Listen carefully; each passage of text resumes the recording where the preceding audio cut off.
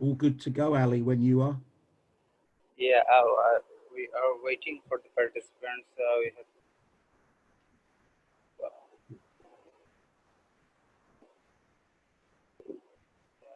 attendees are joining.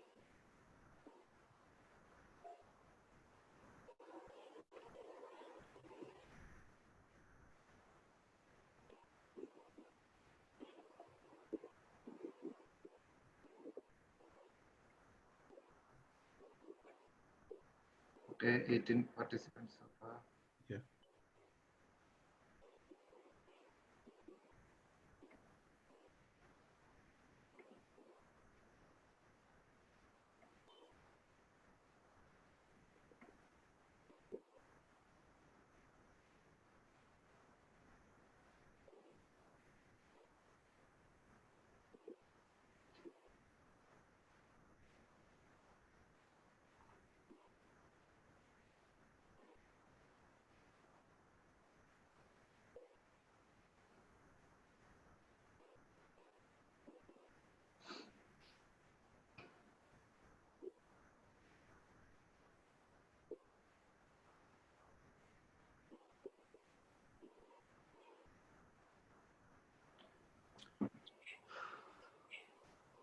I see, Ali, that one attendee has raised their hand. Can I ask, before we get going, if you have a question, you will see there is a Q&A button. If you have a question, can you kindly type your question in there and send it? Mr. Ali Akbar Chowdhury will then respond to that question. We're just holding off on starting, by the way, ladies and gentlemen, because we're letting the participants join the webinar. The number is slowly but surely going up, so please bear with us maybe for a minute before Mr. Ali Akbar Chowdhury starts the Bangladesh meeting. Yeah, Jonathan, I think we can start right now. It's good. Good afternoon, everybody. Assalamu alaikum. Welcome to the IFA Bangladesh online branch meeting today.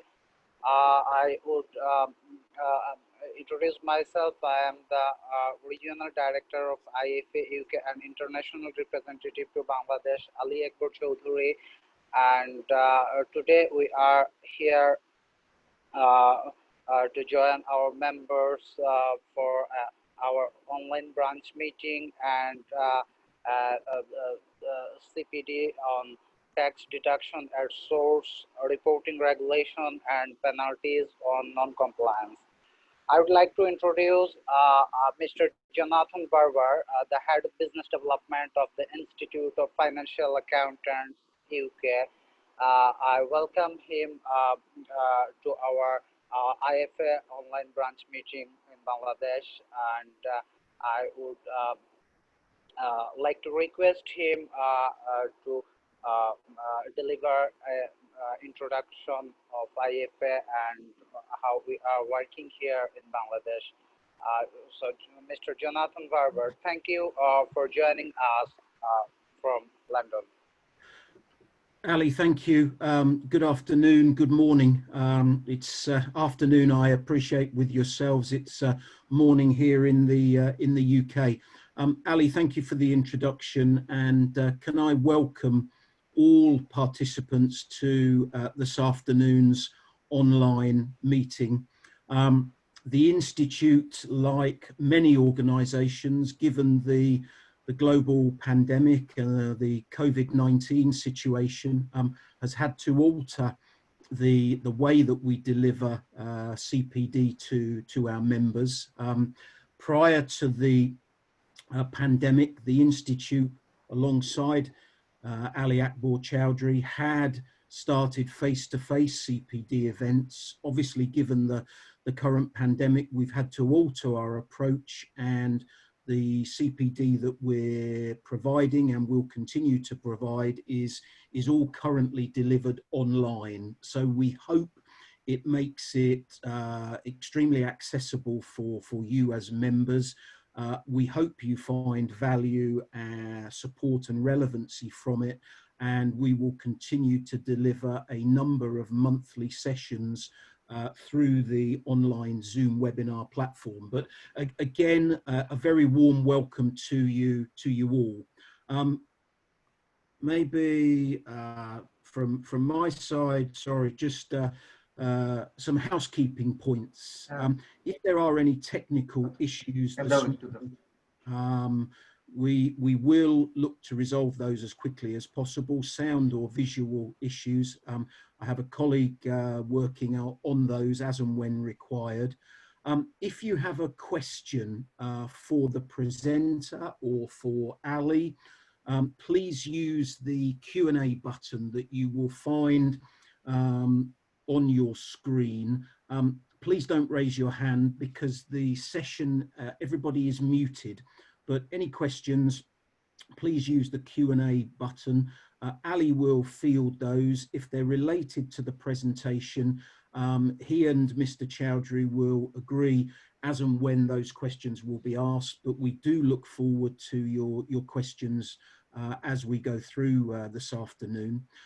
Also, today's webinar is being recorded, so if anybody has missed the session, has to leave at some point, hopefully not, but please afterwards make contact with Ali so that he can update you and provide you with the full presentation. I just wanted to make you aware that there are other up-and-coming webinars that you might want to register for. So next Friday afternoon, the 25th of September, there is a further Bangladesh-led webinar. That's all about VAT, deduction at source, related rules and regulations. So again, another technical, informative and tax-led webinar that we hope you're able to join at 3 p.m. local time next Friday, the 25th of September. I also wanted to make you aware of a UK webinar that we are running on the 8th of October. That is at midday UK time. That is about, or the title is Beyond Automation and Business Growth Lessons. That's all about technology and automation and how automation is helping organizations, businesses, accounting practices grow and develop. So please, join that webinar as well if you are able to. We're after your feedback, we're after your input. Ali Akbar Chowdhury and myself speak regularly. We hope we are putting on webinars that are of value and relevancy to you. But if you have feedback, if you have topics that you would like to hear, let us know so that we can find appropriate speakers to deliver those. If you are ever wondering where you find out about Institute CPD events and webinars, please visit the Institute website, www.ifa.org.uk/events. Few other matters before we get down to business with today's speaker. As I've said, feedback of any nature is welcomed. We need to learn, we need to support and help you as local members. Please provide your feedback to Mr. Ali Akbar Chowdhury or myself, maybe through email is the easiest form, so jonathanb@ifa.org.uk. I just wanted to emphasize that as a member of a professional body, you do have certain CPD obligations and requirements to meet over the course of a year, a 12-month period, and the Institute does require its members to complete 40 hours of CPD per annum. 20 of those hours are verifiable and 20 are non-verifiable, but they must be met and achieved. I also just wanted to draw your attention to the 2021 membership renewals. All members globally will receive in October a reminder and information about how to go about renewing your membership for the next year. But I also wanted to make you aware that renewing is about paying membership fees. It's also about completing the mandatory member declaration. So please make sure that it's not only the fees that are paid, but the mandatory member declaration is completed. All of that information will be provided in email communications to members. So don't panic. You will understand and know how to go about doing that. Anyway, enough from me, because this is a technical session for members locally. I will hand back to Ali, who will kindly introduce Mr. Chowdhury, the speaker and presenter for today. I'm also going to stop sharing my slides so that Mr. Chowdhury can share his slides for you. So hopefully there is a seamless handover. So Ali, back to you kindly to introduce Mr. Chowdhury. Thank you, Jonathan. I appreciate your time, and thank you for joining with us today and for your valuable speech to the members regarding CPD requirements and the membership requirements. Let me, would you please share the last slide, Jonathan? Yeah, bear with me again. Sorry, not a problem. There you go. Yeah, thank you.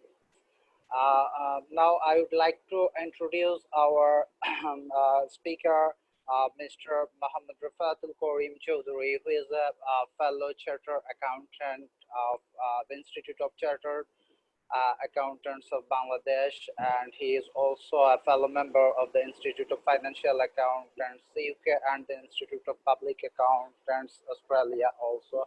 He is a very experienced professional, having more than 13 years of experience in the field of accounting, finance, and taxation. He is an experienced and skilled trainer of ICAB and some other institutions also. We are very happy that Mr. Mohammad Rafatul Karim Chowdhury give his valuable time to us for arranging this webinar, and I would like to thank and introduce Mr. Rafatul Karim Chowdhury and welcome him to start today's training session. Mr. Rafatul Karim Chowdhury, thank you. Okay, thank you, Mr. Ali, for giving me the floor to start the program. Okay, let me share my screen.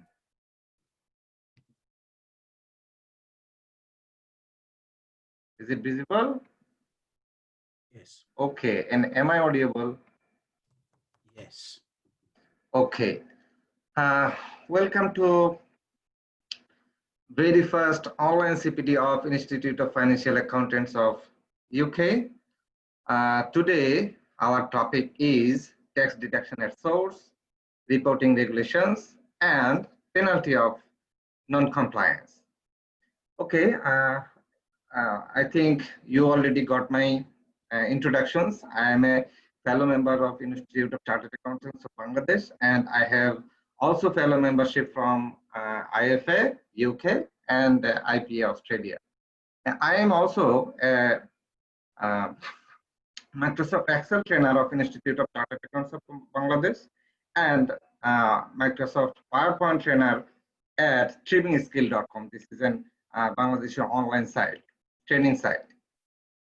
Okay, we will discuss in 6 topics.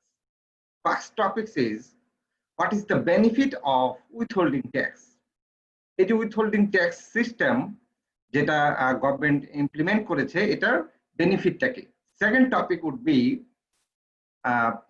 deduction authority, who are the deduction authority and which will be their jurisdictions. Third topic, the rate. Rate আমরা কোন হেডে কত percent basically আমরা tax deduction করব, Okay, the fourth topic is withholding tax deposited timing. আমরা যে এই যে ডিডাকশন করলাম এটা কতদিনের মধ্যে বেসিক্যালি আমাদের ট্যাক্সটা জমা দিতে হবে। Fifth topic would be non compliance. যদি আমরা ট্যাক্স ডিডাকশন না করি অথবা ঠিকমতো জমা দিতে না পারি অথবা আমরা যদি রিটার্ন সাবমিট না করি, what would be the consequence, what would be the penalty? And the last one, submission of withholding tax return. আমাদের যে ম্যান্ডেটরি সাবমিশন আছে 75 এতে ওইটা আমরা একটু আলোচনা করব। Okay, come to the first point, reason of withholding tax. আমরা বেসিক্যালি উইথহোল্ডিং ট্যাক্সের যে বেনিফিট এটা দুই ভাবে ডিপিক্ট করার চেষ্টা করেছি। First one, in the point of government, আমার এনবিআর অর দ্য গভর্নমেন্ট কি কি বেনিফিট হচ্ছে এই উইথহোল্ডিং ট্যাক্স সিস্টেমের কারণে, এবং অ্যাজ এ ট্যাক্স পেয়ার আমরা বেসিক্যালি কি কি বেনিফিট পাচ্ছি। ওকে, যদি আমরা প্রথম দিক থেকে গভর্নমেন্টের চিন্তা করি, গভর্নমেন্টের রেভিনিউ কালেকশনের মেজর সোর্স হচ্ছে বেসিক্যালি যে ইনকাম ট্যাক্স, এন্ড এটার মূল পার্টটা বেসিক্যালি উইথহোল্ডিং ট্যাক্সের মাধ্যমে আসে। মেজর একটা পার্ট উইথহোল্ডিং ট্যাক্সের মাধ্যমে কালেকশন হয় এবং বাকিটুকু অ্যাসেসমেন্টের সময় আমরা জমা দিই।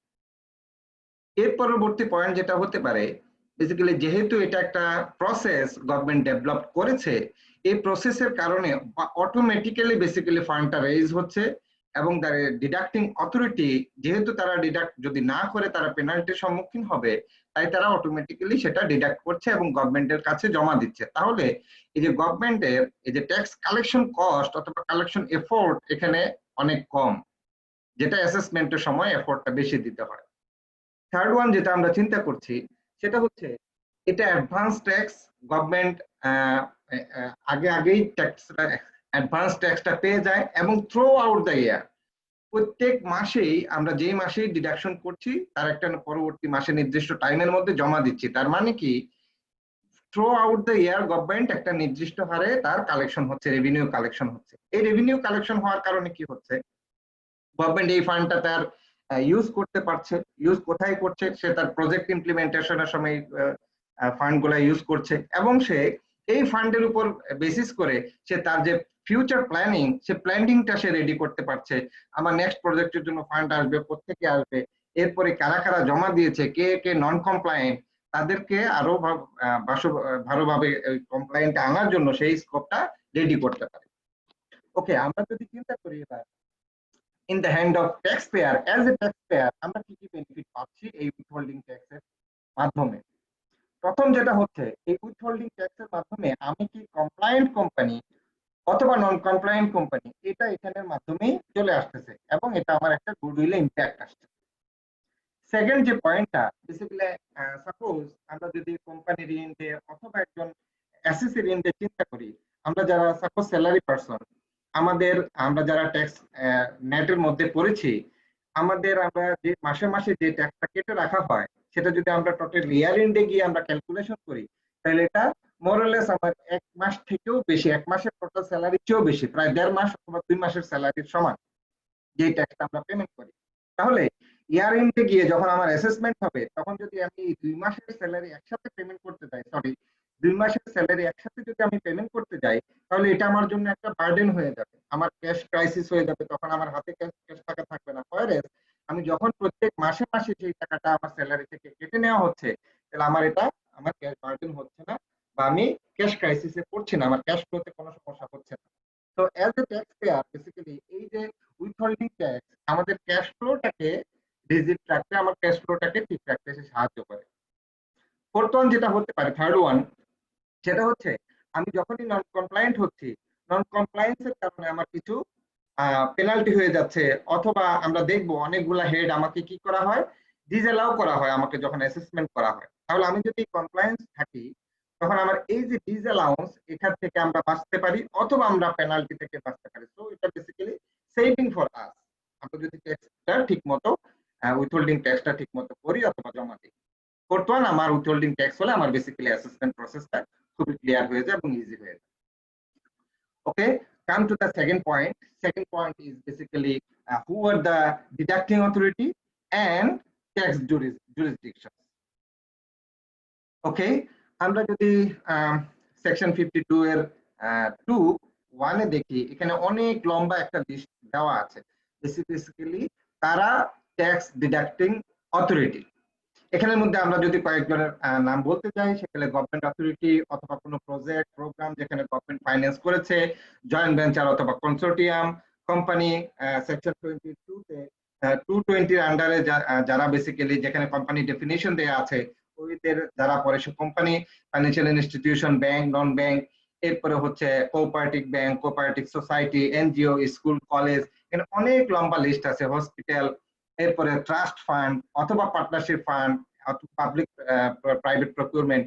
এর মধ্যে হচ্ছে যে যতগুলাই এখানে লিস্টেড করা আছে মোরলেস, যে এই লিস্ট থেকে আমরা যদি একটু দেখি তাহলে দ্যাট মিনস হচ্ছে যে ইন্ডিভিজুয়াল ব্যতীত, ইন্ডিভিজুয়াল এসএসসি ব্যতীত কারো যদি কোনো একটা লিগ্যাল অথরিটির আমরা যখনই বিজনেস করতে যাই তাহলে কি হয়, একটা আইদার আমার ট্রেড লাইসেন্স লাগে, অর হচ্ছে যে আমি আমার যদি কোম্পানি করি তাহলে আরজিএসসির আন্ডারে, ব্যাংক হলে বাংলাদেশ ব্যাংকের আন্ডারে, যখনই একজন অথরিটির আন্ডারে আমি কোনো একটা রেজিস্ট্রেশন নিয়ে বিজনেস শুরু করতেছি, আলটিমেট আমি ডিডাক্টিং অথরিটির কাতারে পড়ে যাচ্ছি। এরপরে যদি আমরা দেখি এই যে ডিডাক্টিং অথরিটি জুরিসডিকশন গুলা, এই টিডিএস এর জুরিসডিকশন কি? জুরিসডিকশন বলতে আমরা বুঝাচ্ছি এখানে এই যে ডিডাক্টিং অথরিটিরা আমরা ট্যাক্স ডিডাকশন করবে, এই ডিডাক্টেড ট্যাক্সটা বেসিক্যালি সে কোথায় জমা দিবে বা রিপোর্টটা কোথায় জমা দিবে। এখানে জুরিসডিকশন যদি কোম্পানি, নন এনজিও এবং কোঅপারেটিভ সোসাইটির ক্ষেত্রে হিসাব করা হয় তাহলে বেসিক্যালি আমরা বা কোম্পানি যেই সার্কেলে বা যেই ট্যাক্স জোনে সে টাকাটা সে অ্যাসেসমেন্ট করতেছে, নিজের অ্যাসেসমেন্ট, কোম্পানি তার নিজের অ্যাসেসমেন্ট যেই ট্যাক্স জোনে করতেছে, সেই ট্যাক্স জোনেই বেসিক্যালি আমাকে কি জমা দিতে হবে, আমার এই যে ডিডাক্টিং অথরিটি হিসেবে যে ফান্ডটা আমি কালেক্ট করলাম, যে ট্যাক্সটা আমি কালেক্ট করলাম, সেটা আমার যে জুরিসডিকশন, আমি যেখানে অ্যাসেসমেন্ট করি ওই জুরিসডিকশন আমাকে জমা দিতে হবে। ওকে, ব্যাংকের ক্ষেত্রে বেসিক্যালি অনেক লম্বা একটা লিস্ট দেওয়া আছে, যেটা আপনারা যে পরিপত্রটা এসেছে 2020-এর, এখানে 8 শিডিউলে আছে, এখানে লম্বা একটা লিস্ট, ওটা ওখানে দেখলে আপনারা দেখতে পারবেন। এরপরে হচ্ছে যে গভর্নমেন্ট এবং আদার যে লোকাল গভর্নমেন্ট, তাদের জন্য তাদের যে এক্সিস্টিং জুরিসডিকশন সেটাই এখানে অ্যাপ্লিকেবল হবে। Okay, come to the third point, সবচেয়ে গুরুত্বপূর্ণ পয়েন্ট। বেসিক্যালি আমরা দেখলাম কে ডিডাক্টিং অথরিটি। এখন এই ডিডাক্টিং অথরিটি কোন হেডে কত টাকা বা কত পার্সেন্ট করে ডিডাকশন করবে, এই জিনিসটা এখন আমরা একটু দেখতে চেষ্টা করব। আমরা বেসিক্যালি এখানে দুই ভাগে ভাগ করেছি। প্রথম যে ভাগটা, প্রথম হচ্ছে বেসিক্যালি এই ফাইন্যান্স অ্যাক্টে 2021 ফাইন্যান্স অ্যাক্টে যে চেঞ্জ গুলো এসেছে এগুলো আমরা একটু বিস্তারিত আলোচনা করব, এবং যেগুলা চেঞ্জ হয় নাই এর বাইরেও আরো অনেকগুলো হেড আছে, এটা জাস্ট আমরা গো থ্রু করব, আমরা ওইভাবে বিস্তারিত আলোচনা এখানে করব না। আচ্ছা, টাইমের কারণে আমরা যদি প্রথম যে সেকশনটা নিয়ে আলোচনা করতে যাচ্ছি, this is basically interest on security, section 51। এখানে কি কি চেঞ্জটা এসেছে? এখানে দুইটা মেজর চেঞ্জ করা হয়েছে। প্রিভিয়াস সিস্টেম যেটা ছিল সেটা হচ্ছে যে 5% আপফ্রন্ট ট্যাক্স কালেকশন করা হতো। এরপরে এই ট্যাক্সটা বেসিক্যালি অ্যাপ্লিকেবল ছিল only for government approved security. Government approved সিকিউরিটির ক্ষেত্রেই শুধুমাত্র এটা 5% টিডিএস অ্যাপ্লিকেবল ছিল।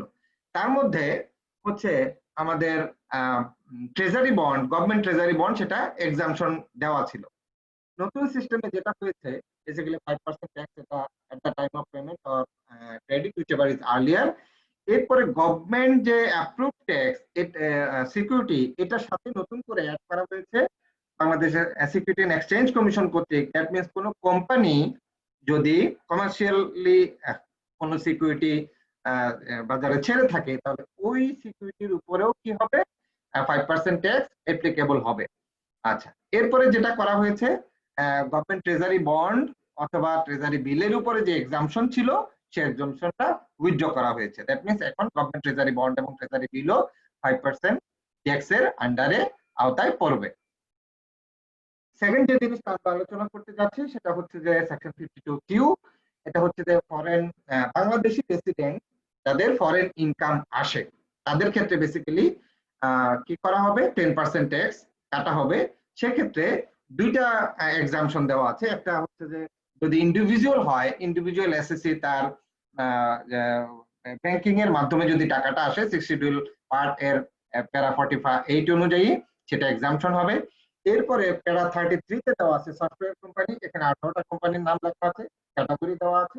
ওই 18টা ক্যাটাগরিতে যারা পড়েন তাদের ক্ষেত্রে বেসিক্যালি কি হবে, আমার এক্সাম্পশন লিমিটটা পাবে। সাপোজ এখানে আমি একটু আরেকটু যদি বলি, আমি যে কোম্পানিতে জব করি বেসিক্যালি আমাদের হচ্ছে আমরা ব্যান্ডউইথ সেল করি। সো এখানে ফরেন যতগুলো কোম্পানি বাংলাদেশে আছে তাদের সাপোজ আমরা যদি এইচএসবিসি চিন্তা করি, HSBC local office basically say connected with তার সিঙ্গাপুর অফিস। তাহলে সিঙ্গাপুর অফিসের সাথে তার কানেকশনের যে লিংক, লাইন লিংক, এইটা বেসিক্যালি আমাদের কোম্পানি প্রোভাইড করে থাকে। তাহলে এইটা আমি আমার যে কোম্পানির যে সেল, এই সেলটা আমি সেল করছি লোকালি, কিন্তু এই সেলের জন্য আমাকে পেমেন্ট করে বেসিক্যালি এইচএসবিসি সিঙ্গাপুর। তাহলে এইচএসবিসি সিঙ্গাপুর থেকে বেসিক্যালি আমি যে পেমেন্টটা পাচ্ছি, এই পেমেন্টটা আমি অ্যাজ এ রেসিডেন্ট আমার সার্ভিসটা দিয়েছি আমি বাংলাদেশে, কিন্তু আমার পেমেন্টটা আসতেছে ফরেন থেকে, সেক্ষেত্রে আমার 52 ইউর আন্ডারে কি হচ্ছে, ট্যাক্স ডিডাকশন হচ্ছে। আচ্ছা, আমরা পরবর্তীতে যে সেকশনটাতে যাচ্ছি সেটা হচ্ছে যে 52 ইউ। এটা হচ্ছে আমার লোকাল এলসির ক্ষেত্রে। লোকাল এলসির ক্ষেত্রে আগে যেটা ছিল, আগে সেকশন 52 এর আন্ডারে এটা ইয়া ছিল, স্ল্যাব রেটে বেসিক্যালি ডিডাকশন করা হতো এবং ব্যাংক কোনো ডিডাকশন করতো না। নতুন নিয়মে যেটা করা হয়েছে, ব্যাংক যখন এলসি খুলবে লোকাল এলসি, তখন সেক্ষেত্রে সে 2% কেটে দিবে, 2% কেটে নিবে, এবং হচ্ছে এটা 52 থেকে এক্সক্লুড করা হয়েছে। এরপরে আমরা যে সেকশনটা নিয়ে আলোচনা করব এটা হচ্ছে সেকশন 53 ই। এটা হচ্ছে যে ডিস্ট্রিবিউশন এগ্রিমেন্ট যাদের আছে।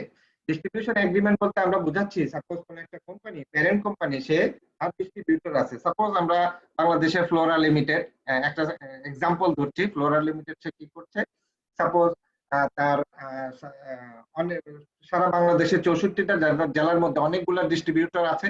ডিস্ট্রিবিউটর কি করছে, মাদার কোম্পানি ফ্লোরা থেকে সে কি করছে, প্রোডাক্টটা পাচ্ছে, এবং এই প্রোডাক্ট বেসিক্যালি সে আইদার রিসেলার কাছে সেল করছে অথবা সে কোনো ডিডাক্টিং অথরিটির কাছে সেল করছে। তখন সেক্ষেত্রে কি হচ্ছে, সে যখন প্যারেন্ট কোম্পানি থেকে ফ্লোরা থেকে প্রোডাক্টটা আনতেছে, ফ্লোরা 50 ডিস্ট্রিবিউশন এগ্রিমেন্ট যেহেতু ফ্লোরার সাথে আছে, তাই সে তারা কি করছে 53 এর আন্ডারে ট্যাক্সটা ডিডাকশন করছে। ওয়ারেস সে যখন আমি সাপ্লাই দিতে যাচ্ছে ডিস্ট্রিবিউটর, তখন 52 এর আন্ডারে ট্যাক্স ডিডাকশন হচ্ছে এবং অ্যাডজাস্ট হচ্ছে। এটা যদি আমরা একটু দেখি, তাহলে এখানে কি হচ্ছে, ডিডাক্টিং অথরিটি যাকে সে সাপ্লাই দিয়েছে, সে 52 এর আন্ডারে যে রেট আছে ম্যাক্সিমাম 5% অথবা 2%, যে রেটেই হোক না কেন, সেই রেটে সে ডিডাকশন করছে, এবং 53 তে যে ট্যাক্সটা দিয়েছে সেটা সে অ্যাডজাস্ট করছে। এটা ছিল প্রিভিয়াসলি গত বছর পর্যন্ত। এই বছর যে ইয়াটা আনা হয়েছে, সে এখন করা হচ্ছে যে ক্যালকুলেশনটা হবে B minus A. What is B? B হচ্ছে এই ডিস্ট্রিবিউটর এখন যে সাপ্লাই দিচ্ছে ওই প্রাইস ইনটু 7% ইনটু 5%, এইখান থেকে মাইনাস করা হবে 53 এর আন্ডারে সে কত টাকা দিয়েছে। এটা যদি আমরা একটু ম্যাথমেটিক্যালি ক্যালকুলেশন করি, সাপোজ একটা ম্যানুফ্যাকচারার সে কি করেছে, আমার একটা প্রোডাক্টের দাম হচ্ছে 100 টাকা, যেটা বেসিক্যালি সে ডিস্ট্রিবিউটরের কাছে 90 টাকায় সার্ভিস দিয়ে 90 টাকায় সে ডিস্ট্রিবিউটরের কাছে দিয়েছে। এই ডিস্ট্রিবিউটর বেসিক্যালি একজন টেন্ডারের আন্ডারে অথবা ডিডাক্টিং অথরিটিকে অথবা রিসেলারের কাছে সে সেল করেছে 100 টাকায়। সো সে কিনেছে 90 টাকায়, সেল করেছে 100 টাকায়। প্রিভিয়াসলি যে ক্যালকুলেশনটা করা হতো, আমি যখনই সাপ্লাই দিচ্ছি, সাপোজ যখন কোনো কোম্পানিকে সাপ্লাই দিচ্ছি, কোম্পানি বেসিক্যালি সেকশন 52 এর আন্ডারে আমাকে ট্যাক্সটা কেটে নিচ্ছে। 52 এর আন্ডারে কিভাবে কেটে নিচ্ছে, এখানে একটা স্ল্যাব দেওয়া আছে। বেসিক্যালি আমরা 52 তে যখন যাব তখন দেখবো তার স্ল্যাব কত, কখন কত টাকা হয়। আমরা ধরে নিলাম সে 2% স্ল্যাবে আছে, তাহলে সে যখন 100 টাকার একটা প্রোডাক্ট সাপ্লাই করেছে, তাহলে বেসিক্যালি সে 2% কাটার কথা, এবং সে যখন কোম্পানি থেকে নিয়েছে 90 টাকা, তখন সে কোম্পানি তার কাছ থেকে কেটে নিয়েছিল বেসিক্যালি সেকশন 53 এর আন্ডারে, তখন হচ্ছে যে 53 এর আন্ডারে কেটে নিয়েছে 0.225, ক্যালকুলেশনটা এখানে দেওয়া আছে। তাহলে তাকে যখন সাপ্লাই দেওয়া হচ্ছে, সাপ্লাই ডিডাক্টিং অথরিটি 1.75 কেটে নিত। এখন যেটা করা হচ্ছে, এখন ক্যালকুলেশনে বলা হচ্ছে যে B minus A. What is B? B হচ্ছে যে দ্য প্রাইস আমি যে প্রাইসে বেসিক্যালি সাপ্লাইটা দিয়েছি into 7% into 5%, 7 and 5 fixed portion, তাহলে এখানে হচ্ছে যে 0.35। এরপরে হচ্ছে আমি যখন কোম্পানি থেকে নিয়েছি তখন কোম্পানি কেটে রেখেছিল 0.25 ইয়ার আন্ডারে, তাও 53 ইয়ার আন্ডারে। আমাকে নতুন করে বেসিক্যালি কাটতে হচ্ছে 125.125। তাহলে দেখা যাচ্ছে ডিস্ট্রিবিউটরের এন্ডে ট্যাক্সটা হিউজ পরিমাণে কমে যাবে। তাহলে আমাদের এই যে ট্রেডিং বিজনেসটাকে বেসিক্যালি এই সেকশনের মাধ্যমে স্প্রেড করা হবে। আমরা যদি পরবর্তী সেকশনগুলোতে যাই, এখন যে জিনিসটা আমরা আলোচনা করছি সেটা হচ্ছে যে শেয়ারিং অথবা রাইড শেয়ারিং এর যে সার্ভিসটা বাংলাদেশে আছে এগুলা ট্যাক্স নেটের আওতা বহির্ভূত ছিল, এখন এটাকে ট্যাক্স নেটের ভিতরে ঢোকানো হয়েছে। সাপোজ উবার, পাঠাও, সোহাগ, এরা যদি কোনো ডিডাক্টিং অথরিটিকে সার্ভিস দেয়, কোনো ডিডাক্টিং অথরিটি যদি এদের কাছ থেকে সার্ভিস নেয় ফর রাইড শেয়ারিং সার্ভিস অথবা হচ্ছে যে কোওয়ার্কিং স্পেস প্রোভাইডিং সার্ভিস অথবা অ্যাকোমোডেশন প্রোভাইডিং সার্ভিস, তাহলে ভ্যালুর উপরে বেসিস করে এখানে সে ডিডাকশন করবে। ভ্যালু যদি 25 লাখ টাকা এক্সিড করে তাহলে 4%, আর যদি বিলো 25 হয়, এক্সিড না করে, তাহলে 3% রেটে ট্যাক্স ডিডাকশন হবে। নেক্সট যেটা আমরা আলোচনা করছি সেটা হচ্ছে যে চেঞ্জটা এসেছে সেটা হচ্ছে গভর্নমেন্ট যদি উইলিং চার্জের উপরে, ইলেকট্রিসিটি উইলিং চার্জের উপরে হচ্ছে যে তাও সেম ভ্যালু 25 এর নিচে হচ্ছে 25 লাখ টাকার নিচে হলে 2% এন্ড 25 লাখ টাকার উপরে গেলে তখন 3%। আচ্ছা, এরপরে যেটা আসতেছে সেটা হচ্ছে গভর্নমেন্ট যদি কোনো প্রপার্টি একোয়ার করে, সাপোজ যমুনা সেতু হচ্ছে, এরপর হচ্ছে যে গভর্নমেন্টের নতুন নতুন প্রজেক্ট হচ্ছে, প্রজেক্টের কারণে গভর্নমেন্ট যখন কোনো কি করে প্রপার্টি একোয়ার করে, প্রপার্টি একোয়ারের জন্য অ্যাকুইজিশনের জন্য যে প্রাইসটা, যে কম্পেনসেশনটা বেসিক্যালি গভর্নমেন্ট পেমেন্ট করবে, এই পেমেন্টের উপরে গভর্নমেন্ট যদি ওই প্রপার্টিটা সিটি কর্পোরেশন, পৌরসভা অথবা ক্যান্টনমেন্ট বোর্ডের আন্ডারে হয়, তাহলে হচ্ছে যে 6%, আর ক্যান্টনমেন্ট বোর্ডের বাইরে অথবা সিটি কর্পোরেশনের বাইরে হলে 3%। আগে যেটা বেসিক্যালি 1% এর 2% ছিল, সেটা এখন বাড়ানো হয়েছে। সেকেন্ড যে এর পরবর্তীতে আসছে section 52R। Section 52R basically IGW company, international gateway service যারা প্রোভাইড করে, তাদের সাথে বিটিআরসি যখন আমরা পেমেন্ট করতে যাই, পেমেন্ট করতে গিয়ে 7% ট্যাক্স ডিডাকশন, এটা আগেও ছিল কিন্তু এখানে ক্লারিফিকেশনটা ছিল না, কারণ বিটিআরসি যেটা বলতো, যেহেতু তারা গভর্নমেন্ট অথরিটি, তারা তাদের যে বাইল, ওখানে একটা কনস্টিটিউশন, ওখানে একটা ক্লজ আছে যে বিটিআরসি গভর্নমেন্ট অথরিটি হিসেবে তাদের কাছ থেকে কেউ ডিডাকশন করতে পারবে না, তাদের মূল ভ্যালুই দিতে হবে। যেটা বেসিক্যালি এই বছর এসে সেই জিনিসটা ক্লারিফিকেশন দেওয়া হয়েছে। ট্যাক্স অথরিটি বলতেছে 184 আন্ডারে বলতেছে স্পেসিফিক্যালি ট্যাক্স ডিডাকশনের জন্য এবং ট্যাক্সের জন্য বাংলাদেশের অন্য যে কোনো লতে যা কিছুই থাকুক না কেন, ট্যাক্স পারপাসের জন্য ট্যাক্স ল অন্য সব লকে অ্যাকসেপ্ট করবে। এবং এটাকে এখানে ক্লিয়ারেন্স দেওয়া হয়েছে বিটিআরসি থেকেও যারা ডিডাকশন করবে, আমরা যারা আইজিডব্লিউ কোম্পানি আছে, আমাদের রেভিনিউ শেয়ারিং এর সময় আমরা বিটিআরসি থেকে কোনো ডিডাকশন করতে পারতাম না, এখন থেকে সেটা ডিডাকশন করতে হবে।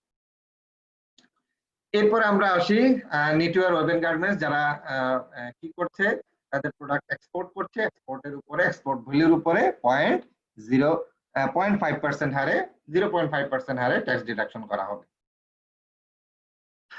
এরপরে লাস্ট যে চেঞ্জটা এখানে হচ্ছে যে শেয়ার এবং মিউচুয়াল ফান্ড যদি কোনো স্টক এক্সচেঞ্জের মেম্বার যদি তাদের শেয়ার অথবা মিউচুয়াল ফান্ডকে ট্রান্সফার করেন, তাহলে শেয়ার অথবা মিউচুয়াল ফান্ডের ভ্যালুর উপরে 0.05% এবং ট্রান্সফারের যে কমিশনটা হবে ওই কমিশনের উপরে 10% হারে ডিডাকশন করা হবে।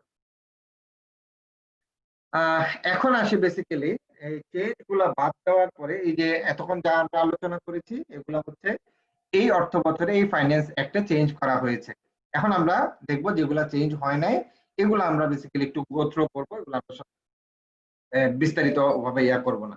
আচ্ছা, এখানে আমরা প্রথমে যে সেকশনটা আছে সেকশন 50, দিস ইজ বেসিক্যালি স্যালারির উপরে আমাদের এভারেজ রেটে করা হয়।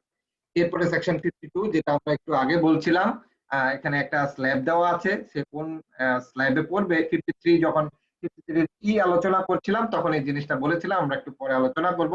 এখানে হচ্ছে যে যদি আমার কোনো কন্ট্রাক্টের আন্ডারে আমরা যখন সার্ভিস দিচ্ছি বা কোনো প্রোডাক্ট সাপ্লাই দিচ্ছি, সেক্ষেত্রে কি হচ্ছে, আমার ভ্যালুর উপরে একটা স্ল্যাব দেওয়া আছে। কি স্ল্যাব দেওয়া আছে, যদি ভ্যালু এক্সিড না করে 15 লাখ, বিলো 15 লাখ সেটা 2%, 15 টু 50 লাখ 15 থেকে 50 লাখ এটা 3%, 50 লাখ এক্সিড করলে বাট বিলো 1 crore তাহলে হচ্ছে 4%, 1 crore এক্সিড হলে 5%। এরপরে রয়্যালটি, টেকনিক্যাল নো হাউ সার্ভিসের উপরে যদি 25 লাখ টাকা এক্সিড করে 12%, এক্সিড না করলে 10%। এরপরে 52 ডাবল এতে অনেকগুলা সার্ভিস দেওয়া আছে, advisory service, professional service, catering service, অনেকগুলা সার্ভিসের এখানে নাম লেখা আছে। এগুলা সার্ভিসের রেট হচ্ছে যদি 25%, 25 লাখ এক্সিড না করে তাহলে 10%, এক্সিড করলে 12%। এরপরে মোবাইল অপারেটরের আছে, তারপরে হচ্ছে ক্রেডিট রেটিং এর সার্ভিস আছে এখানে 10% এবং 12%। এরপর আমরা একটু ইয়াতে যাই 52 ডাবল এ, এখানে ক্লিয়ারিং ফরওয়ার্ডিং সার্ভিস আছে 10%, 10% করে আরো অনেকগুলা রেট। Cigarette manufacturer, interest on saving instrument all are 10%। এরপরে আসতেছে হচ্ছে যে ডাবল ডি 52, এখানে WPPF এ ওয়ার্কার্স পার্টিসিপেশন ফান্ডে যখন আমরা টাকা ট্রান্সফার করতেছি সেখানে 5%, এলসির উপরে 5%। এরপরে যেটা হচ্ছে ট্রাভেল এজেন্টের ইয়ার উপরে যদি 30%, 0.30 কাটা হচ্ছে টোটাল টিকিট ভ্যালুর উপরে। এরপর আমরা যেটা ইয়া করছি, যখন রিনিউয়াল করা হচ্ছে ট্রেড লাইসেন্স, এখানে এলাকা ভিত্তিক কিছু ইয়া দেওয়া আছে। যদি Dhaka city corporation, north south যেটাই হোক না কেন, যদি কোনো ঢাকা অথবা চিটাগং সিটি কর্পোরেশনের আন্ডারে থাকে তাহলে ট্রেড লাইসেন্সের ফি হবে রিনিউয়াল ফি 3000। চিটাগং এবং ঢাকার বাইরে অন্য কোনো সিটি কর্পোরেশন হলে সেটা হচ্ছে 2000। এরপরে পৌরসভার আন্ডারে হলে 1000, পৌরসভার বাইরে হলে হচ্ছে যে 500। এরপরে আমরা যে জিনিসটা একটু, এই যে IGW 52R যেটা আমরা একটু আগে বলেছিলাম, আরেকটা জিনিস 52P একটু বলে দিই। এটা হচ্ছে যে আমরা যখন কোনো কনভেনশন হল অথবা কনফারেন্স হল রেন্ট করি, ওই রেন্টের উপরে 5% ফুল ভ্যালুর উপরে। আচ্ছা, IGW কোম্পানির ক্ষেত্রে যেটা হয়েছে, IGW কোম্পানি কি করে, তারা ইন্টারন্যাশনাল ইনকামিং কল অথবা আউটগোয়িং কল সেল করে। আচ্ছা, এই ইনকামিং কল যখন বেসিক্যালি ফরেন থেকে কলটা আসছে, ফরেন রেভিনিউ যখনই আমার অ্যাকাউন্টে ঢুকতেছে, ব্যাংক বেসিক্যালি 1.5% হারে কেটে রাখছে, যেটা 0.75 ছিল প্রিভিয়াসলি। এরপরে হচ্ছে IGW কোম্পানি যখন তার রেভিনিউ শেয়ারিং করতেছে আইদার PTRC অর হচ্ছে যে ICX, NS, তাহলে 7.5% আউটগোয়িং এর উপরেও সে 7.5% হারে ডিডাকশন করছে। আচ্ছা, এরপর আমরা যে জিনিসটা আলোচনা করব, হাউস প্রপার্টি। আমরা বেসিক্যালি প্রত্যেকেই যে অফিসেই থাকি না কেন, অফিসের আমরা একটা রেন্ট দেই। আগে 3% এবং 5% দুইটা স্ল্যাব ছিল, এখন স্ল্যাবটাকে সমান করে দেওয়া হয়েছে। আপনার যে ভ্যালুই রেন্ট নেন না কেন, ওই ভ্যালুর উপরে 5% ডিডাকশন করা হবে। আচ্ছা, এরপরে আমরা এখান থেকে যে জিনিসটা একটু ইয়া করব, এক্সপোর্ট ক্যাশ সাবসিডি। এটা আমরা যারা গার্মেন্টস অথবা আদার্স সেক্টরে আছি, আমাদের যে এক্সপোর্টের উপরে আমার একটা ক্যাশব্যাক আছে, সাবসিডি আসে। এই সাবসিডির উপরে ব্যাংক বেসিক্যালি 5% হারে ট্যাক্স ডিডাকশন করে নেয়। এরপরে আমরা দেখব হচ্ছে যে আমাদের যে সেভিং অ্যাকাউন্টের যে অথবা ফিক্সড ডিপোজিটের উপরে ব্যাংকে যে ইন্টারেস্টটা দেয়, এই ইন্টারেস্টের উপরে কত পার্সেন্ট ডিডাকশন হবে।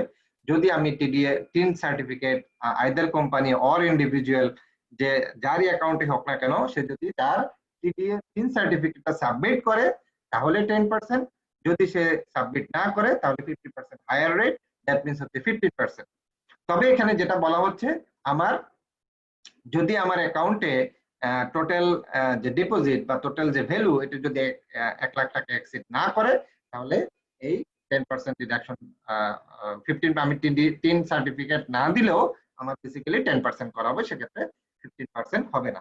এরপরে হচ্ছে যে বলা হচ্ছে যে পাবলিক ইউনিভার্সিটি অথবা হচ্ছে যে এই ICAB, ICMAB, ICSB, এই ধরনের যে অটোনমাস বডিগুলো আছে তাদের ক্ষেত্রে 10% রেট হবে, তাদের ইয়া না থাকলেও তারা 10% দিবে। ওকে, এরপরে রিয়েল এস্টেট কোম্পানি, তাদের ইয়ার উপরে এখানে অনেক বড় একটা স্ল্যাব দেওয়া আছে 52FF এ। এখানে বলা হচ্ছে যে এরিয়া দেওয়া আছে, যদি এরিয়া ভিত্তিক যখন গুলশান, বনানী, মতিঝিল এর ভিতরে হয় তাহলে পার স্কয়ার ফিট কত হবে, এবং যদি এটা রেসিডেন্সিয়াল বিল্ডিং হয় তাহলে কত হবে, নন রেসিডেন্সিয়াল বিল্ডিং হলে না কত হবে। এখানে বেসিক্যালি এরিয়া ভিত্তিক অনেকগুলো রেট দেওয়া আছে। এরপরে আমরা যেটা দেখব rent and value of the vacant land. Basically আমরা মেশিনারি অথবা ভ্যাকেন্ট যখন আমরা, এটাও ঠিক সিমিলার 5%। আমরা অফিস বিল্ডিং ভাড়া নিলে যেমন 5%, ঠিক সিমিলার আমরা যখন ল্যান্ড নিব অথবা কোনো মেশিনারি রেন্ট করব সেক্ষেত্রেও 5% রেট অ্যাপ্লিকেবল হবে। ওকে, এখান থেকে আমরা যেটা দেখব dividend. This is very important. এখানে একটু ইয়া করা হয়েছে, ডিভিডেন্ড বলা হচ্ছে যদি বাংলাদেশি কোম্পানি হয় তাহলে তার কাছ থেকে বেসিক্যালি 20%, যদি রেসিডেন্ট সে অথবা নন রেসিডেন্ট যে কোনো বাংলাদেশি হয়, ইন্ডিভিজুয়াল হলে কোম্পানির ক্ষেত্রে কি হচ্ছে 20%। আর যদি সে ইন্ডিভিজুয়াল হয়, সে রেসিডেন্ট হোক নন রেসিডেন্ট হোক, যদি বাংলাদেশি ইন্ডিভিজুয়াল হয় তাহলে 10%, যদি সে টিডিএস টিন সার্টিফিকেট সাবমিট করে, আর যদি টিন সার্টিফিকেট সে সাবমিট করতে ব্যর্থ হয় তাহলে 15%। এখানে প্যারাগ্রাফ 62 প্যারাগ্রাফ পার্ট এ তে প্যারাগ্রাফ 60 তে একটা ইয়া দেওয়া আছে, এক্সাম্পশন দেওয়া আছে। সেক্ষেত্রে বেসিক্যালি কোনো ডিভিডেন্ডের উপরে কোনো টিডিএস ডিডাকশন করা হবে না।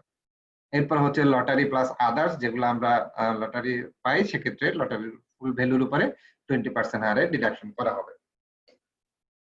এখন আমরা যেটা দেখব বেসিক্যালি সেকশন 56, এখানে নন রেসিডেন্ট যারা, এতক্ষণ আমরা দেখলাম রেসিডেন্টের, নন রেসিডেন্টের উপরে তাদের যে সার্ভিস, অনেকগুলো সার্ভিস এখানে প্রায় আমরা যদি দেখি প্রায় 27টা সার্ভিসের নাম দেওয়া আছে। সবগুলা সার্ভিসের উপরে যদি সে নন রেসিডেন্ট হয় সেক্ষেত্রে রেটটা সার্ভিস অনুযায়ী ভিন্ন। যদি আমরা দেখি প্রথম প্রায় 12টা সার্ভিসের উপরে 20% দেওয়া আছে। কি কি সার্ভিস? অ্যাডভাইজরি কনসালটেন্সি সার্ভিস, এরপরে হচ্ছে যে আর্কিটেকচার, ইন্টেরিয়র ডেকোরেশন, এরপরে রেটিং অথবা certification, legal service, commission, royalty, interest, advertisement. এই প্রথম 12টা সার্ভিসের উপরে কি দেওয়া আছে 20% হারে ডিডাকশনের কথা বলা আছে। এরপরে যেটা হচ্ছে অ্যাডভার্টাইজমেন্ট, এখানে 15%, এরপরে হচ্ছে সাপ্লাইয়ের উপরে 7.5%, ক্যাপিটাল গেইনে 15%, ইন্স্যুরেন্স প্রিমিয়ার উপরে 10%, রেন্টাল এন্ড মেশিনারি যেটা 5% ছিল ইয়ার ক্ষেত্রে, রেসিডেন্টের ক্ষেত্রে, নন রেসিডেন্টের ক্ষেত্রে সেটা বলা হচ্ছে 15%। এরপরে ডিভিডেন্ড এর ক্ষেত্রে যেটা বলা হচ্ছে, ডিভিডেন্ড ক্ষেত্রে কোম্পানি হলে 20%, আর যদি কোম্পানি ছাড়া অন্য কিছু হয় তাহলে 30%। স্যালারির উপরে 30% হাইয়েস্ট রেট, এরপরে আদার্স পেমেন্টের উপরে, যেখানে এখানে যে 26টা সার্ভিস যেগুলোর নাম দেওয়া আছে এর বাইরেও যদি কোনো সার্ভিস থেকে থাকে তাহলে, যেটা বেসিক্যালি এই 26টার মধ্যে, এই লিস্টের মধ্যে আসেনি, সকল সার্ভিসের ক্ষেত্রে বেসিক্যালি আমাকে অ্যাজ এ ডিডাক্টিং অথরিটি 30% হারে ট্যাক্স ডিডাকশন করতে হবে। ওকে, এতক্ষণ আমরা দেখলাম কোন কোন হেডে বেসিক্যালি আমি কত ডিডাকশন করব, ডিডাক্টিং অথরিটি কে। এখন এই যে আমি ডিডাক্টিং অথরিটি আমি ডিডাক্ট করলাম, এই যে ডিডাক্ট করলাম, এই ডিডাক্টের যে টাকাটা আমি কোথায় জমা দিব বা কিভাবে জমা দিব, জুরিসডিকশনটা আমরা আলোচনা করেছি কোথায় জমা দিব, এখন হচ্ছে কবে বা ইয়া দিতে হবে। আচ্ছা, এখানে 4টা ভাগে ভাগ করা হয়েছে। প্রথম ভাগটা হচ্ছে যদি আমি July to May, that means আমার একটা ফাইন্যান্সিয়াল ইয়ার স্টার্ট হচ্ছে 1 জুলাই থেকে, ইনকাম ট্যাক্সের ভাষায় 1 জুলাই থেকে আমার ফাইন্যান্সিয়াল ইয়ার স্টার্ট হচ্ছে, তাহলে কি আমার জুলাই টু মে এই পিরিয়ডের মধ্যে, দ্যাট মিনস 11 মান্থ, এই ফাইন্যান্সিয়াল ইয়ারের 11 মান্থ আমরা কি করব, আমরা যেই দিন ডিডাকশন করেছি, যে মাসে ডিডাকশন করেছি, পরবর্তী মাসের বেসিক্যালি 2 উইকস এর মধ্যে আমাদের জমা দিতে হবে। দ্যাট মিনস আমার সারা মাসের যে ডিডাকশন, জুলাই মাসের টোটাল ডিডাকশন জুলাই আগস্ট মাসে বেসিক্যালি 14 ডে এর মধ্যে আমাকে ডিপোজিট করতে হবে। ঠিক সিমিলার মে পর্যন্ত সেম রুল। এখন আমরা দেখি জুন মাসে গেলে কি রুল, এখানে তো 11 মাস, লাস্ট মাসে কি হবে, লাস্ট মাসে আবার এখানে 3টে ভাগ করা হয়েছে। প্রথম ভাগ জুন মাসের 1 তারিখ থেকে 20 তারিখ, আমরা প্রথমে দেখেছি জুলাই টু মে 11 মাস, আমরা কি করব জুলাই টু মে বেসিক্যালি আমাদের মাস শেষ হওয়ার পরবর্তী মাসের 14 ডেজ এর মধ্যে আমরা ট্যাক্সটা জমা দিব। কিন্তু জুলাই মাসের ক্ষেত্রে বলা হচ্ছে যে কি, যদি জুলাই মাসের 1 তারিখ থেকে 20 তারিখ হয়, তাহলে আমি যেদিন কেটেছি, যেই দিন কেটেছি, আগে ছিল কি মাসের শেষে গিয়ে পরবর্তী মাসের 20 তারিখ 14 তারিখ, এখন বলা হচ্ছে আমি যেদিন কেটেছি তার 7 দিনের মধ্যে জমা দিতে হবে। আমি যদি 1 তারিখ কাটি 8 তারিখে, 20 তারিখে কাটলে 27 তারিখে। এখন আসি 20-এর পরে কি হবে। 20 তারিখ থেকে 28 তারিখে কি বলা হচ্ছে, আমি যেদিন কেটেছি, সরি 21 তারিখ থেকে 28 তারিখ বলা হচ্ছে যেদিন আমি কেটেছি তার পরবর্তী দিনে আমাকে ডিপোজিট করতে হবে। আমি যদি 21 তারিখ কাটি, আমাকে 22 তারিখের মধ্যে জমা দিতে হবে, ওয়ার্কিং ডে না হলে তারপরের দিন। আর যদি 28 তারিখে কাটি 29 তারিখের মধ্যে জমা দিতে হবে। And the final one is 29-30, last 2 দিন। লাস্ট 2 দিনের ক্ষেত্রে যেটা বলা হচ্ছে, আমি যেদিন কেটেছি ওই দিনই জমা দিতে হবে। তার মানে কি, এই যে প্রসেস, এই প্রসেসের মধ্যে গভর্নমেন্ট বেসিক্যালি আমাদের এনবিআর অথবা গভর্নমেন্ট কি এনশিওর করছে, এনশিওর করছে যে আমি যেই পিরিয়ডের জন্য ট্যাক্সটা কেটেছি আমি ওই পিরিয়ডের মধ্যেই টাকাটা জমা দিয়েছি। আমি যেই অর্থ বছর, যেই ফাইন্যান্সিয়াল ইয়ারকে আমি ফোকাস করে আমি ডিডাকশন করেছি, ওই অর্থ বছরের মধ্যেই আমি টাকাটা জমা দেওয়ার ব্যবস্থা বা এই প্রসেস গভর্নমেন্ট বেসিক্যালি ইনঅ্যাক্ট করেছে। দ্যাট মিন্স কি, জুলাই টু মে আমি সময় পাচ্ছি 14 days. In case of June মাস আমার কিন্তু আমি কোনো সময় পাচ্ছি না। আমি প্রথম 20 দিনের ক্ষেত্রে 7 দিনের সময় পাচ্ছি, যেদিন কাটবো 7 দিনের মধ্যে। পরবর্তী বেসিক্যালি 21 তারিখ থেকে 28 তারিখ আমাকে অবশ্যই পরের দিন জমা দিতে হবে। এবং the tough one is last 2 দিন আমাকে as a accounting, as a deducting authority, আমাকে যেদিন আমি সকালের ভিতর কেটে উইদিন দ্য ব্যাংকিং আওয়ার আমাকে 4টার মধ্যে টাকাটা ডিপোজিট করতে হবে। ওকে, এখন আসি আমরা বেসিক্যালি এই আমরা যে কি করলাম, ট্যাক্স ডিডাকশন করলাম, ডিডাক্টেড টাকাটা আমরা উইদিন দ্য টাইম ফ্রেম জমা দিলাম। এখন জমা দেওয়ার পরে এই যে আমি জমা দিয়েছি, এই জমা দেওয়ার জন্য আমরা একটা রিটার্ন সাবমিট করতে হবে। ওকে, রিটার্ন সাবমিট এখানে সেকশন 75 এর এতে স্পেসিফিক কিছু পার্সনকে ম্যান্ডেটরি করা হয়েছে। দ্যাট মিন্স কোম্পানি, এখানে কোম্পানি বলতে বেসিক্যালি সেকশন 220 এর আন্ডারে যে কোম্পানি ডেফিনিশন দেওয়া আছে, এখানে যারা পরে প্রত্যেকে, এরপরে হচ্ছে যে NGO, local authority, English medium school, public university and হচ্ছে আর্টিফিশিয়াল জুরিসডিকশন পারসন, এরা প্রত্যেককেই ম্যান্ডেটরিলি ইয়ারলি 2 বার বেসিক্যালি আমাকে কি জমা দিতে হবে, আমাকে উইথহোল্ডিং ট্যাক্স রিটার্ন জমা দিতে হবে। প্রথমটা হচ্ছে জুলাই টু ডিসেম্বর, এই 6 মাসের deduction within January 31 and the next one হচ্ছে নেক্সট 6 মাসের, that means January to June, এটা জমা দিতে হবে উইদিন জুলাই 31। ওকে, আমরা দেখলাম, আমরা ডিডাকশন করলাম, জমা দিলাম, এরপরে কি করলাম, আমরা রিটার্নও সাবমিট করলাম। এখন এই যে এতগুলা ডিডাক্টিং অথরিটি গুলা হিসেবে আমার এতগুলা যে কাজ, এই যে আমি ডিডাকশন করা অথবা জমা দেওয়া অথবা রিটার্ন সাবমিট করা, এগুলা যদি আমি করতে ফেল করি, যদি এগুলা না করি, তাহলে কি হবে, লেটস সে। ওকে, কনসিকুয়েন্স কে 5টা সেকশনের মাধ্যমে এখানে বলা হয়েছে। প্রথমটা কি, প্রথমটা হচ্ছে আমি যখন অ্যাজ এ ডিডাক্টিং অথরিটি আমার profit and loss account submit করব, ট্যাক্স অথরিটি দেখবে আগে আমি এই যে কমপ্লায়েন্স, এই যে প্রসেস, এই যে উইথহোল্ডিং ট্যাক্সের যে প্রসেস, আমি ডিডাকশন করব, আমি সেটা জমা দিব, আমি সেটা আবার কি করব, রিটার্ন সাবমিট করব। এই প্রসেস, এই কমপ্লায়েন্স যদি আমি ফলো না করি, প্রথমে যেটা হবে, আমার যে হেডে যত টাকা ডিডাকশন করার কথা ছিল ওই হেডে অত টাকা যদি আমি ডিডাকশন করতে না পারি, আমার ওই হেডে যে ফিগার আমি প্রফিট এন্ড লসে দেখিয়েছি, কমপ্লিটলি কোনো কথাবার্তা ছাড়াই এটা ডিডাকশন ডিসঅ্যালাউন্স হয়ে যাবে। ওকে, সেকেন্ড পয়েন্ট ইজ সেকশন 57 এর 1 এ বলা হচ্ছে কি হচ্ছে, আমাকে অ্যাসেসি ইন ডিফল্ট হিসেবে গণনা করা হচ্ছে। তার মানে কি, আমি তো একজন এসএসসি, আমি deducting authority as well as an SSC. তাহলে আমি ডিডাক্টিং অথরিটি হিসেবে আমি যদি ডিডাক্ট করতে না পারি অ্যাজ এন এসএসসি, আমাকে কি করা হবে? SSC in default. কি করতে না পারলে, যদি ডিডাকশন করতে না পারি, অথবা কম ডিডাকশন করি, অথবা ডিপোজিট না করি।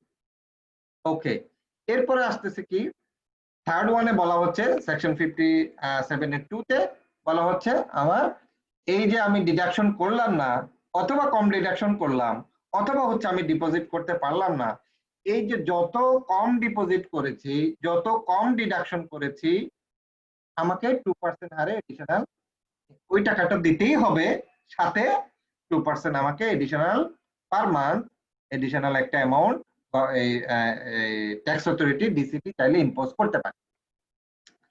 এরপরে আসি হচ্ছে যে পেনাল্টি। ডিসিটি কি করতে পারে, যেই টাকাটা আমি যেটা বলছিলাম, যদি ডিডাকশন না করি তাহলে পুরো টাকা, যদি কম ডিডাকশন করি তাহলে কত টাকা কম করেছি কত টাকা পেনাল্টি সে আমাদেরকে করতে পারে।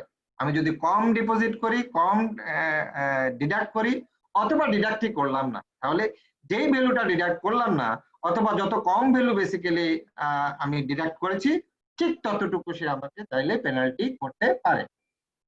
এন্ড সেকশন 164 এর এতে যেটা বলা হচ্ছে, আমাকে একটা চাইলে এটা একটা অফেন্স হিসেবে ধরে নেওয়া হবে, হতে পারে, এবং আমার যে ইমপ্রিজনমেন্ট হতে পারে, জেল হতে পারে, সেটা 1 ইয়ার, নট এক্সিডিং 1 ইয়ার। ওকে, এখন আসতেছি হচ্ছে আমরা যে 75 এর এতে ম্যান্ডেটরি রিটার্নের কথা বলেছি, ওই রিটার্ন যদি আমরা সাবমিট করতে না পারি তাহলে কি হবে? তাহলে হবে বেসিক্যালি আমাকে প্রথমেই যেটা বলা হচ্ছে, আমার লাস্ট অ্যাসেস যে ট্যাক্স, মানে গত অর্থ বছরে আমার যে ট্যাক্স অ্যাসেসমেন্ট হয়েছে, ওইখানে যে টোটাল ফাইনাল যে ট্যাক্সের ভ্যালুটা এসেছে, ট্যাক্স ডিমান্ডটা এসেছে, ওই লাস্ট অ্যাসেস ট্যাক্সের 10%, অথবা 5,000, whichever is higher. That means আমার লাস্ট অ্যাসেস ট্যাক্সটা যদি খুব কম হয়, আমার 10% এ যদি 5,000 এর কম টাকা আসে, সাপোজ লাস্ট অ্যাসেস ট্যাক্স ছিল 40,000, ওইটার 10% এ আসে 4,000, সেক্ষেত্রে বেসিক্যালি আমাকে 5,000 টাকা কি হতে পারে, পেনাল্টি হতে পারে। এরপরে বলা হচ্ছে সেটা আমাকে একটা পেনাল্টি করেছে, এবং এই পেনাল্টি আমাকে ডিপোজিটের একটা টাইমও দিয়েছে, আমি সেই টাইমটাও ফলো করলাম না, ওই টাইম অনুযায়ী আমি ওই পেনাল্টিটা বা ওই টাকাটা ডিপোজিট করলাম, সেক্ষেত্রে বেসিক্যালি বলা হচ্ছে যে যত মাস পর্যন্ত আমি বেসিক্যালি নন কমপ্লায়েন্স থাকবো বা টাকাটা ডিপোজিট করবো না, তত দিন পর্যন্ত পার মান্থলি বেসিক্যালি সে 1,000 টাকা করে হিসাবে এখানে পেনাল্টি ইম্পোজ হবে। সো ফার এইটুক পর্যন্ত ছিল আমার। Thank you all.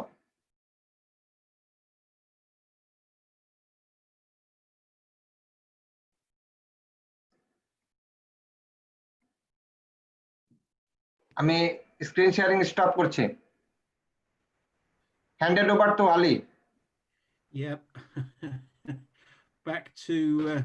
back to Ali, I think, Mr. Chowdhury. Yeah, thank you very much. Ali, I'll hand back to you. Yes, I think I could finish it within the time frame. Very good, sir. Very good. I went 1 hour and I have completed it within the time frame. Yeah. Thank you very much. Thanks, Jonathan, for your comment, and we would appreciate the question and answer. I think we are running out of time, and there are some questions here. Mr. Chaudhary can see.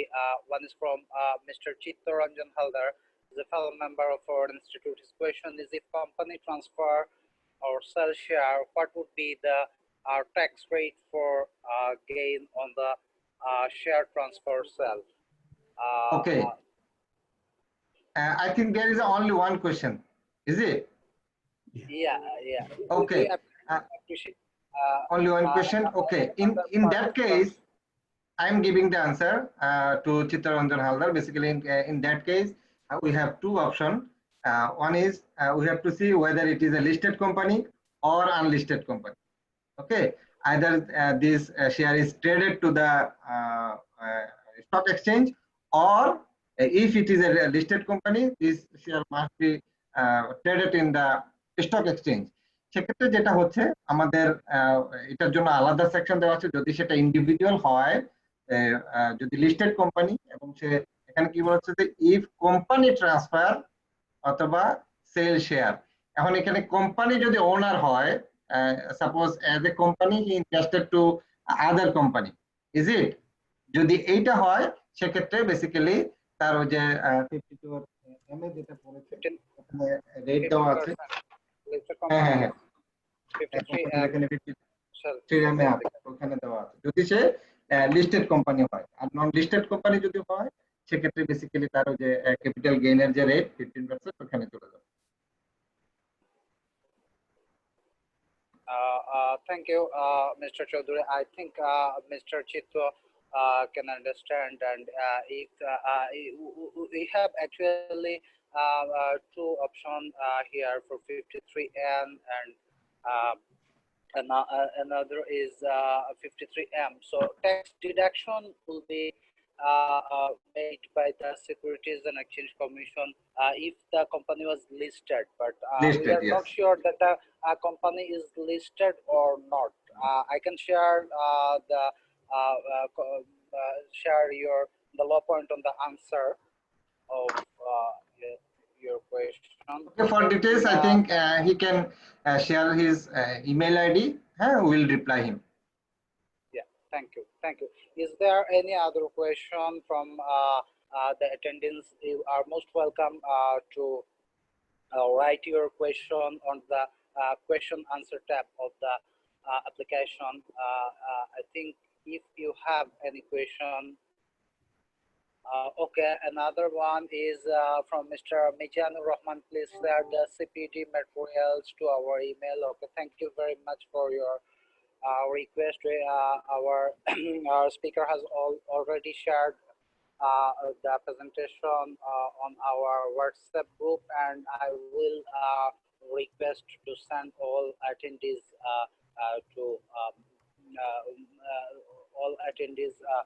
an email with the presentation. Is there any question regarding IFA and IFA working here in Bangladesh? You are most welcome to write your question on the question and answer section.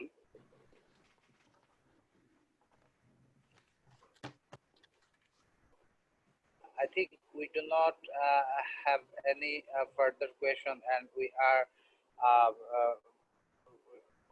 very near time. Deadline. Okay.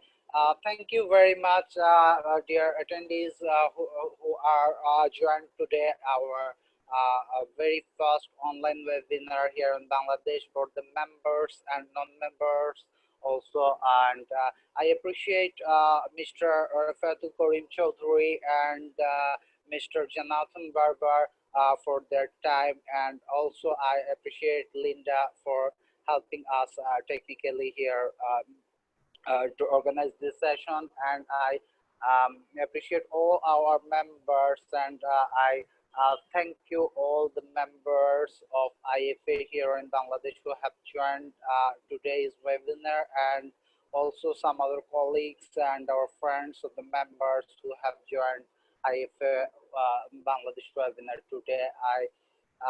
I would request you next Friday I will arrange another webinar on VAT deduction at sources. That would be held on the 25th of this month, same time, and I would appreciate if you join our next webinar and share the link of the webinar with your colleagues and friends also.